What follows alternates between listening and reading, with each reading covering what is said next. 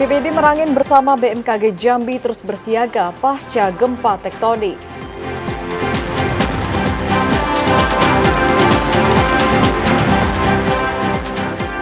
Pengamat ekonomi Jambi menilai kenaikan HPP gabah dapat melindungi kesejahteraan petani.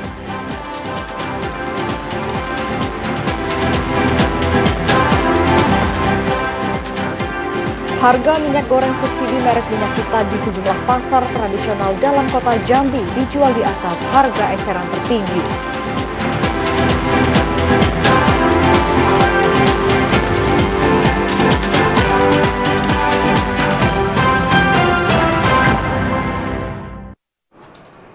Assalamualaikum warahmatullahi wabarakatuh. Terima kasih Anda masih setia menyaksikan Jambi hari ini, edisi Selasa 4 Februari 2025. Selain 3 berita utama tadi, tim redaksi kami juga telah menyiapkan sejumlah informasi penting dan menarik lainnya untuk Anda. Bersama saya, Vivin Devitrica. Dan saya Septinita, inilah Jambi hari ini selengkapnya.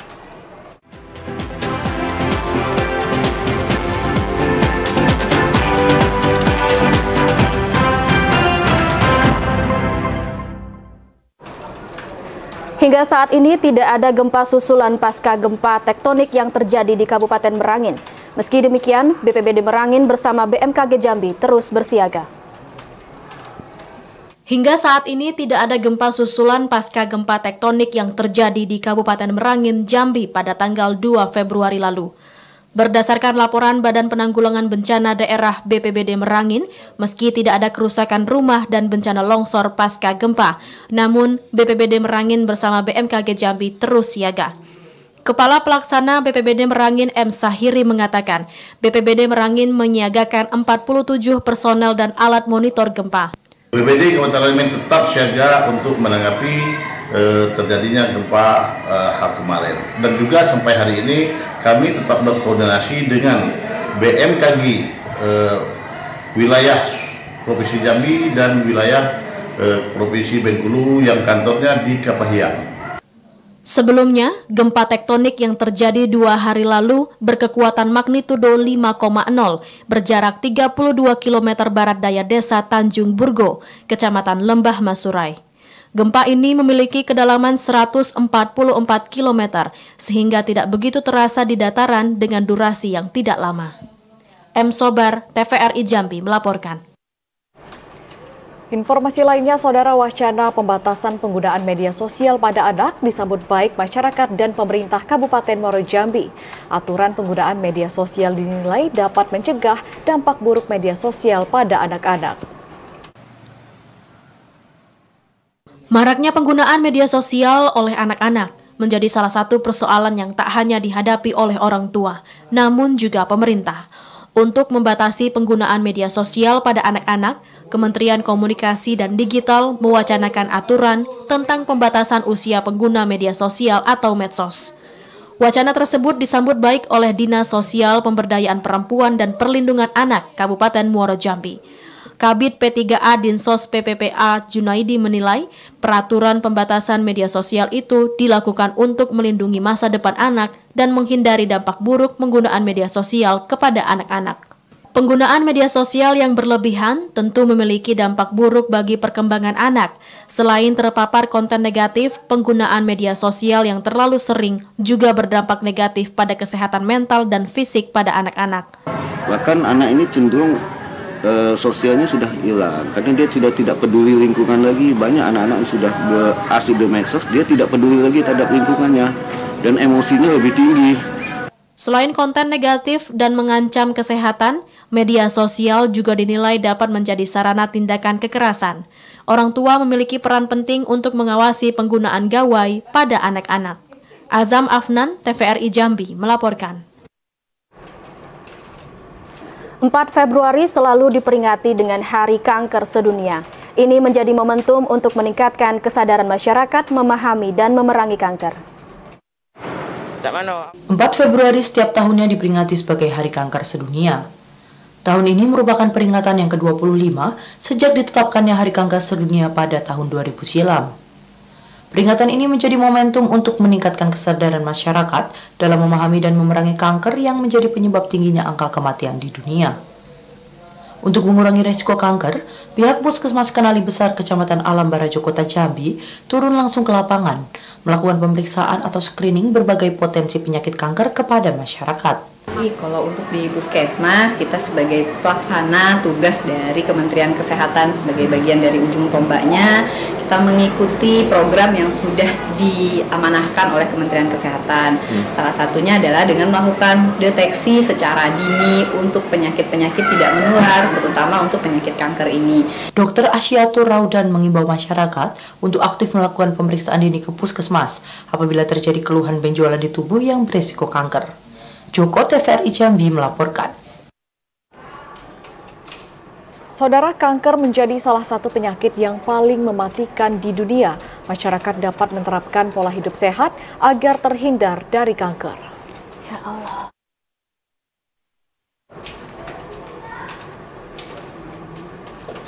Pasokan gas LPG 3 kg di sejumlah pangkalan dalam Kabupaten Tebo kosong.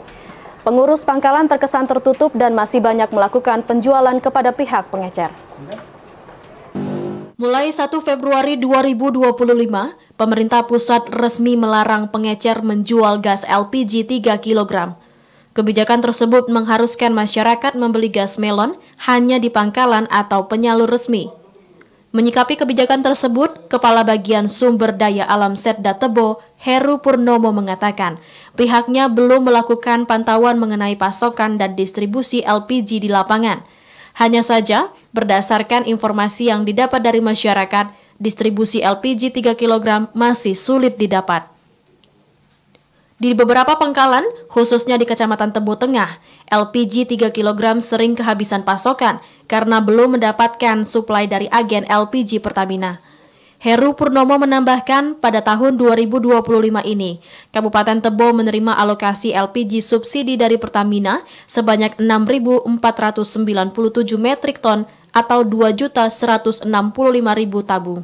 Untuk awal tahun ini kita memang belum bisa memastikan kayak apa kondisi realnya. Yang jelas di akhir tahun kemarin di tanggal 24 Desember seingat saya kita sudah melakukan rakor ya terkait dengan persiapan di tahun 2025 terkait dengan ibaratnya persiapan tahun baru dan juga kegiatan keagamaan kayak Imlek gitu kan. Nah, kita memastikan itu koordinasi dengan pihak agen untuk agar memang tidak adanya kelangkaan BBM atau dalam artian distribusi itu harus dipastikan lancar kan ke pangkalan kan dan selanjutnya ke konsumen kan itu.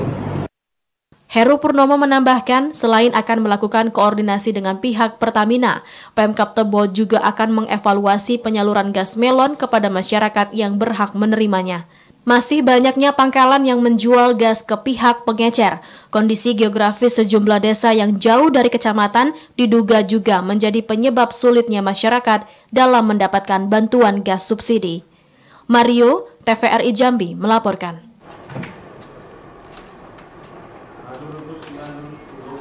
Saudara, tetaplah bersama Jambi hari ini karena kami masih akan kembali dengan sejumlah informasi penting dan menarik lainnya. Di antaranya Gubernur Al-Haris menyerahkan bantuan untuk korban kebakaran di Dusun Beringin, Tanjung Jabung Timur.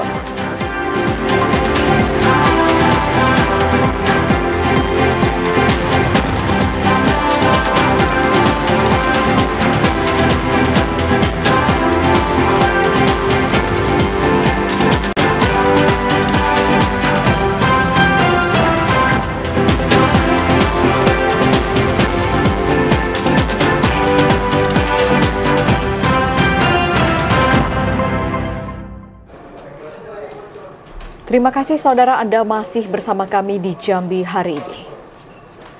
Kecelakaan laka lantas kembali terjadi di Kecamatan Morabulian, Kabupaten Batanghari. Diduga akibat sopir mengantuk, satu unit truk menghantam pembatas Jalan Gajah Mada, Kelurahan Pasar Baru, Kecamatan Morabulian. Seperti inilah kondisi satu unit truk yang menghantam pembatas jalan di kawasan Pasar Baru Morabulian, Kabupaten Batanghari. Truk tersebut naik ke atas median badan jalan akibat sang supir tidak dapat mengendalikan laju kendaraannya. Kepala Satuan Lalu Lintas Kasat Lantas Polres Batanghari, Ibtu Agung Prasetyo Sugiono mengatakan, kejadian itu bermula ketika truk melaju dari arah kota Morabulian menuju Muara Tembesi. Setibanya di lokasi kejadian, supir yang mengantuk mengakibatkan truk kehilangan arah dan langsung menghantam pembatas jalan. Beruntung kejadian tersebut tidak menyebabkan korban jiwa dan supir dalam keadaan selamat. Kecelakaan lalu lintas tunggal yang melibatkan truk Mitsubishi Canter. Untuk kronologi berdasarkan keterangan di lapangan bahwa supir dari arah Muara Bulen menuju ke arah Muara Tembesi mengalami mengantuk, kemudian menabrak median jalan tengah. Ibtu Agung Prasetyo menambahkan, saat ini pihaknya sedang melakukan olah TKP dan pemeriksaan kepada pengemudi truk di Makopolres Batanghari. Ade Juniawan, TVRI Jambi melaporkan. Pendidikan menjadi hak semua anak-anak di Indonesia, termasuk anak berkebutuhan khusus. Di SLB Sri Sudewi Mahsun Sofwan Jambi, pihak sekolah memberikan pendampingan belajar bagi anak-anak berkebutuhan khusus. Perhatian yang diberikan pemerintah kepada seluruh anak Indonesia dinilai telah menjangkau seluruh kalangan, termasuk anak berkebutuhan khusus. Hal itu terlihat dengan adanya kurikulum dan sekolah yang memberikan pendidikan bagi anak-anak berkebutuhan khusus. Salah satunya di Sekolah Luar Biasa SLB Sri Sudewi Mahsun Sofwan Jambi. Di sekolah ini, 335 siswa di tingkat SD hingga SMA diberikan pendampingan belajar oleh guru pendamping.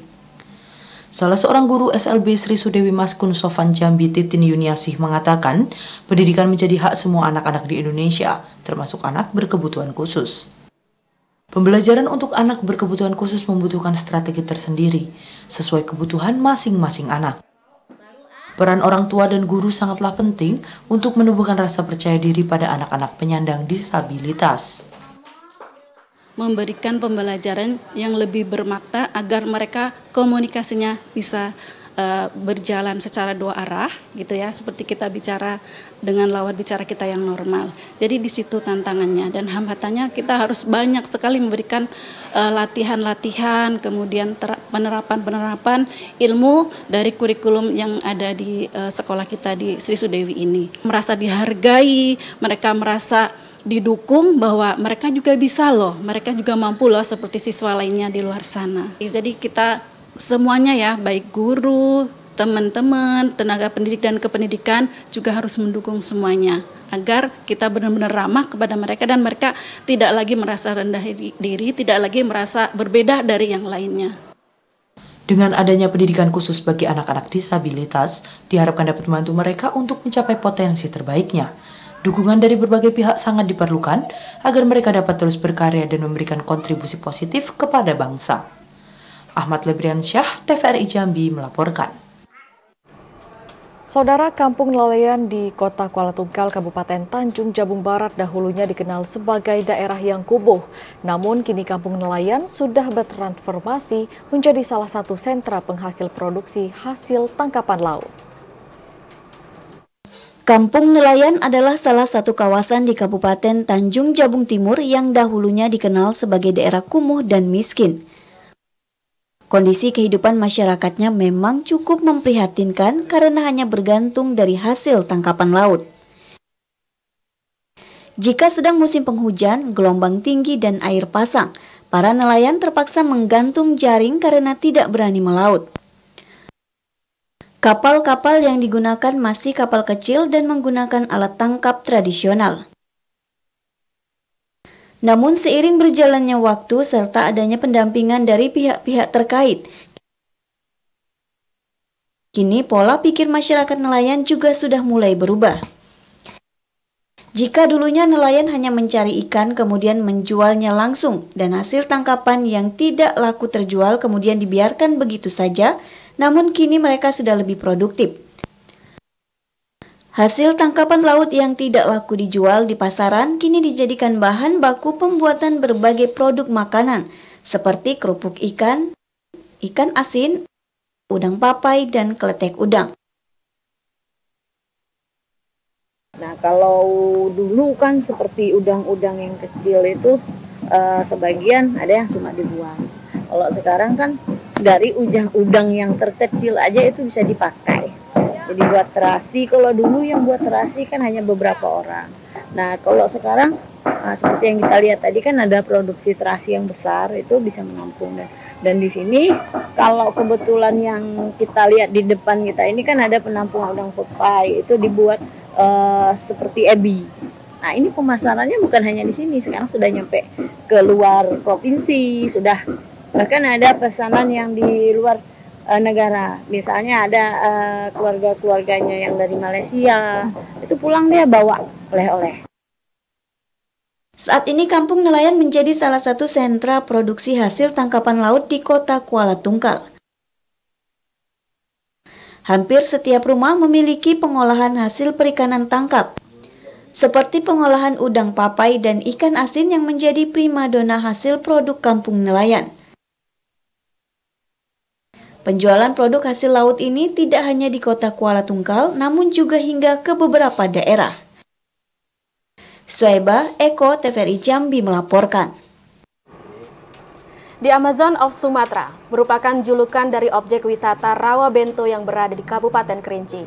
Kawasan rawa tertinggi di Pulau Sumatera ini menjadi objek wisata yang paling banyak dikunjungi warga karena menawarkan panorama alam yang indah.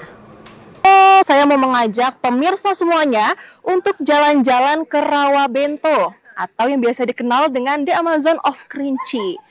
Kenapa sih disebut dengan The Amazon of Kerinci? Karena aliran sungainya yang sangat panjang, yaitu lebih kurang 960 meter, dan pemandangannya yang sangat indah, persis dengan sungai Amazon. Lokasinya pun juga tepat berada di kaki Gunung Kerinci, dan termasuk dalam kawasan Taman Nasional Kerinci Seblat. Penasaran kan ada apa aja di sana? Yuk ikuti saya! Nah pemirsa, sekarang saya sudah berada di atas perahu untuk menyusuri Rawa Bento yang asri dan indah. Tapi di sini kita juga bisa melihat berbagai macam flora dan fauna satwa endemik khas Kabupaten Kerinci. Vertorial. Gubernur Jambi Al-Haris menyerahkan bantuan untuk warga korban kebakaran yang terjadi di Dusun Beringin, Desa Sungai Itik, Kecamatan Sadu, Kabupaten Tanjung Jabung Timur. Pemberian bantuan itu menjadi komitmen pemerintah Provinsi Jambi untuk meringankan beban masyarakat. Sebagai bentuk kepedulian pemerintah Provinsi Jambi untuk masyarakat yang sedang tertimpa musibah, Gubernur Al-Haris mengatakan selain menyampaikan rasa prihatin yang mendalam atas musibah kebakaran itu, pemberian bantuan itu menjadi komitmen Pemprov Jambi untuk meringankan beban masyarakat. Bantuan tersebut diharapkan mampu mendorong proses pemulihan pasca musibah kebakaran. Al-Haris minta para pihak terkait memastikan kesehatan fisik dan psikologis para korban agar dapat ditangani dengan baik. Nah, ini semua tentu kita berharap ya dengannya musibah ini, dengan ini kita berharap nanti kita bisa memberikan semangat kepada mereka, semangat untuk bangkit kembali, sambil kita juga berusaha nanti pelan-pelan untuk mereka bisa kembali membangun rumah mereka. Kebakaran yang terjadi pada 29 Januari 2025 pukul 23.45 waktu Indonesia Barat di Dusun Beringin itu menghanguskan 15 rumah warga. Tak hanya membakar rumah, kebakaran juga menyebabkan seorang warga meninggal dunia. Randy Arta, TVRI Jambi melaporkan. Saudara, usai jeda kami akan kembali dengan sejumlah informasi lainnya. Tetaplah bersama kami di Jambi hari ini.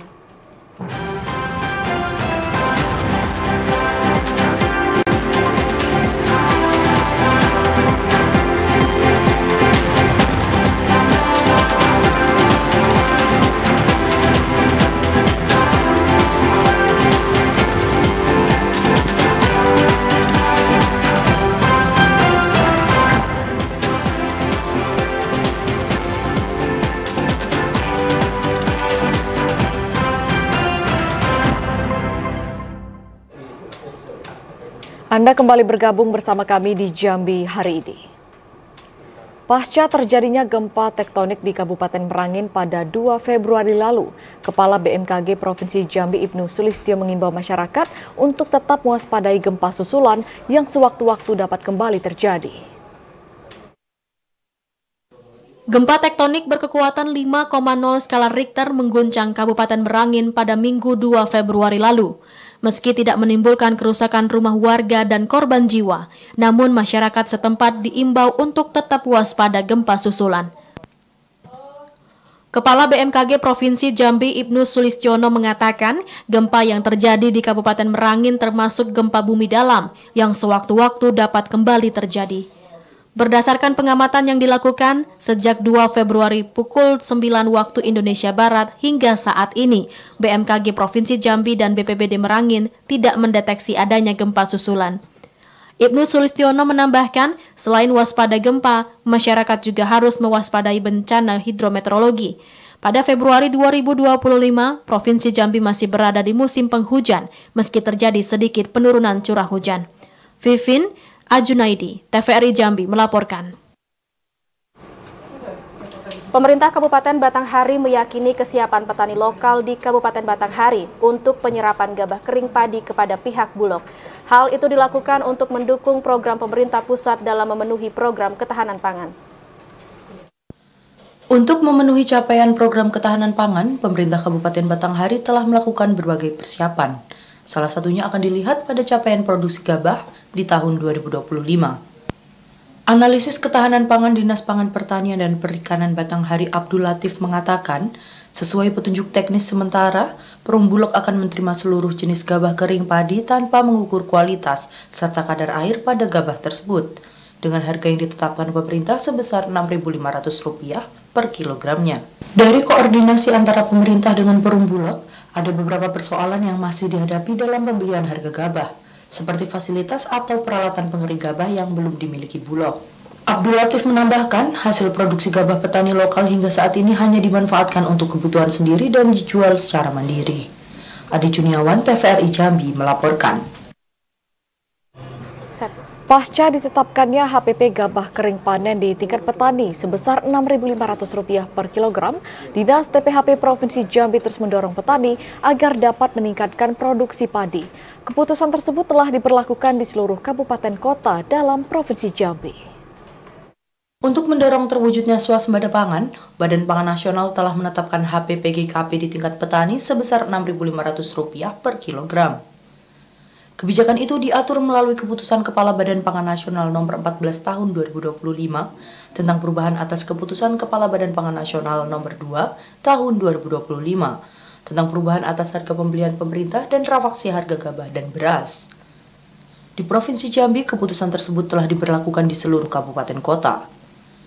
Melalui penetapan HPP ini, Bulog Jambi bersedia untuk membeli gabah dari petani sebanyak 293 ton pada periode Februari hingga April 2025. Terkait keputusan tersebut, Sekretaris Dinas TPHP Provinsi Jambi Agus Salim menyambut baik dan meminta agar para petani lebih bersemangat untuk menjaga ketersediaan gabah. Berbagai langkah terus dilakukan oleh Dinas TPHP Provinsi Jambi agar petani tetap menjaga produktivitas tanaman padi, salah satunya dengan mendorong peningkatan indeks pertanaman. Apa yang sudah menjadi ketetapan pemerintah pusat ya, dalam hal ini memang ditetapkan angka harga HPP-nya sebesar Rp6.500 di tingkat petani. Artinya dengan HPP Rp6.500 ini, petani seharusnya bisa bersemangat untuk meningkatkan produksi padi, karena angka ini tentu diharapkan akan membantu meningkatkan kesejahteraan petani. Ya. Nah ini benar-benar merupakan satu langkah upaya yang tepat oleh Bapak Presiden dalam rangka untuk meningkatkan kesejahteraan petani melalui HPP yang telah ditetapkan Rp6.500. Penetapan HPP gabah diharapkan dapat menambah kesejahteraan para petani, karena tidak ada lagi pengusaha penggilingan padi yang membeli gabah dari petani dengan harga rendah. Titi, Iwan, TVRI Jambi melaporkan. Pengamat ekonomi Jambi merespon positif keputusan Presiden Prabowo Subianto dalam menetapkan HPP gabah kering panen sebesar Rp6.500 per kilogram. Kebijakan ini dianggap sebagai langkah penting untuk melindungi kesejahteraan petani dan memastikan kedaulatan pangan nasional. Presiden Prabowo Subianto telah menetapkan kebijakan harga pembelian pemerintah HPP gabah kering panen sebesar Rp6.500 per kilogram. Bahkan Presiden menargetkan untuk menghentikan impor pangan seperti beras, jagung, garam, dan gula konsumsi pada tahun 2025. Melalui upaya ini, Indonesia diharapkan dapat lebih cepat mencapai swasembada pangan dan kemandirian pangan. Kebijakan ini mendapat dukungan dari berbagai pihak, termasuk petani dan masyarakat. Pengamat pertanian yang juga mantan Ketua Himpunan Kerukunan Tani Indonesia HKTI Provinsi Jambi, Usman Ermulan yakin kenaikan harga gabah akan meningkatkan kesejahteraan petani dan meningkatkan produksi serta kualitas gabah. Namun konsistensi dalam penerapan kebijakan ini sangatlah penting, karena kebijakan yang tegas dan konsisten akan membantu mengurangi ketidakpastian di pasar gabah dan memberikan jaminan bagi petani bahwa harga gabah akan tetap stabil. Itu juga perlu pemerintah konsekuen dalam menetapkan harga panen padi gabah itu 6.500, mau kondisi panen tidak panen, pemerintah tetap membeli dengan harga tersebut. Ya, kita berharap dengan Menteri Pertanian Amran bisa lebih kencang memperhatikan nasib petani ini. Jadi kalau ada daerah-daerah yang tertekan terhadap permainan bulog itu, segera berkoordinasi dengan Menteri Pertanian untuk Menteri Pertanian berbicara di tingkat nasional. Sementara pengamat ekonomi Jambi Profesor Haryadi mengatakan bahwa kebijakan pemerintah dalam menetapkan harga gabah kering panen ini merupakan langkah yang tepat untuk meningkatkan kesejahteraan petani. Selain itu, kebijakan ini juga dapat memastikan keberlanjutan sektor pertanian Indonesia menuju swasembada pangan. Kebijakan ini bagus di satu sisi. Kenapa? Karena bisa meningkatkan kesejahteraan daripada petani itu sendiri. Karena petani kadang-kadang sudah hukum permintaan ketika produksinya meningkat, maka harganya akan turun.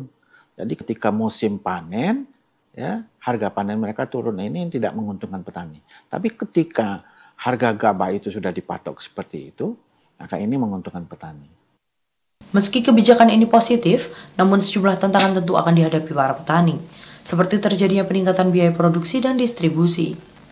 Profesor Haryadi minta pemerintah terus memberikan dukungan dalam bentuk subsidi maupun bantuan teknis lainnya untuk membantu para petani menghadapi tantangan tersebut. Andri Wijaya, TVRI Jambi melaporkan. Pemirsa, demikian Jambi hari ini. Terima kasih atas perhatian dan kebersamaan Anda. Saya Vivin Devitrica. Dan saya Septinita bersama kerabat kerja undur diri. Wassalamualaikum warahmatullahi wabarakatuh dan sampai jumpa.